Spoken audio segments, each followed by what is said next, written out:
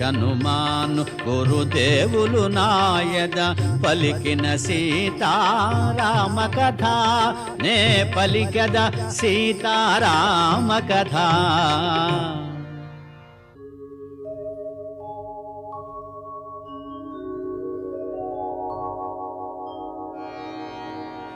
యమ కుబేర వరుణ దేవేంద్రాదుల సర్వసంపదల మించినది విశ్వకర్మ తొలుత బ్రహ్మకిచ్చినది బ్రహ్మవరమున కుబేరుడందినది